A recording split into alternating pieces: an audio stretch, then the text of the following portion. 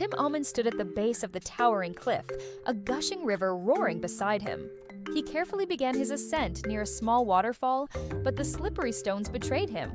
Despite using ropes and full climbing gear, he lost grip and had to retreat, soaked and discouraged. 1 week had passed since Tim Almond's failed attempt on the slippery cliffside. The roar of the river and the treacherous waterfall still echoed in his mind. Determined not to give up, Tim began gathering every bit of information he could about the mountain. He spent hours researching terrain maps and reading mountaineering books at the city library. There, while flipping through an old climbing manual, he met Edmand Sheprad, a seasoned climber with gray streaks in his beard and a quiet confidence in his eyes. Their conversation started casually, but when Tim mentioned the slippery section near the waterfall, Edmund's interest piqued. "I know that cliff," Edmund said. "Tried it myself years ago. Never made it past the falls either." He leaned closer and pointed to a sketch in the book. "Here's what I suggest. Climb 10 feet straight up, then shift your route 45 degrees to the right of the waterfall and continue diagonally for about 25 meters.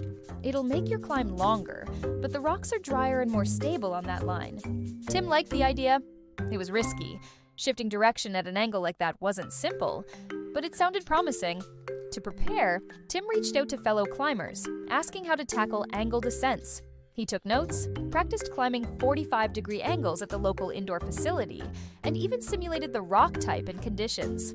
After a week of shadow training, bruised fingers, and mental conditioning, Tim finally stood ready, stronger, smarter, and more prepared than before. The mountain still waited, but so did his second chance. The sky was clear, and the sun shone brightly when Tim Almond returned to the base of the mountain. Today felt right. He packed all his gear with careful precision: ropes, clamps, hooks, walkie-talkie, and stood tall at the foot of the cliff.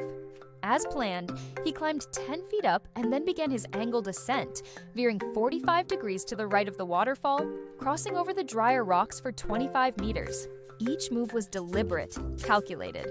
Below, Edmand Sheprad stood by with a walkie-talkie in hand, watching like a mentor as Tim made his way across the mountain wall.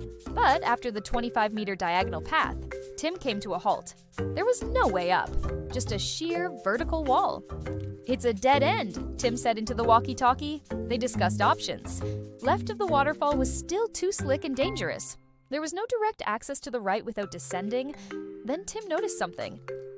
About 10 feet to his right, there was a small ledge. It looked just barely climbable. Tim had an idea. He could swing across to the ledge. It was risky. He anchored a double hook clamp at his current position for safety, then told Edmund he planned to climb down 7 to 8 feet, then take a 10-foot swing. "That's too dangerous," Edmund warned through the walkie-talkie, but Tim's voice was steady. "I've prepared for this. I've waited for this, and today I feel ready." With his heart pounding, Tim descended 8 feet, took a breath, then launched himself sideways in a daring swing. His boots slammed onto the small base. He held on. He made it. The ledge was stable. For the first time in hours, Tim smiled. "Edmund," he said into the walkie, breathing heavily. "I made it. I'm about to head to the summit." Down below, Edmund's eyes filled with tears. "Go on, Tim," he said. "Finish it." For the next hour and a half, Tim climbed steadily upward. His arms ached, sweat dripped into his eyes, but he didn't stop. The terrain was steep but manageable, and his spirit was on fire. Finally, after days of planning, failure, and sheer will, Tim Almond reached the top of the mountain. He stood there in silence, looking over the landscape, the roaring river far below, the sun warming his tired body. The toughest part was behind him. And he had conquered it. Tim stood at the top of the mountain, the wind brushing against his face, the river now a distant roar below. For a full 30 seconds, he closed his eyes. Arms stretched wide toward the sky, he let the silence wash over him. In that moment, the entire past year flashed before him. The training, the failure, the research, the doubts, the long hours of preparation, the climb. And finally, the victory. Opening his eyes, Tim pulled out a small banner from his backpack. On it, written in bold letters, were 2 names, Tim and Edmund. He planted it firmly into the rocky summit. "For both of us," he whispered. Lifting his walkie-talkie, he said, "Edmund, thank you. I couldn't have done this without your guidance and encouragement." On the other end, Edmund, still at the base, smiled through his tears. You earned it, Tim. You found your way. The moral of Tim Almond's climb was clear.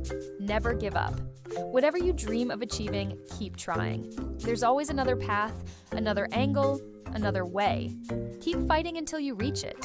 Victory doesn't always come easy, but it always comes to those who never quit.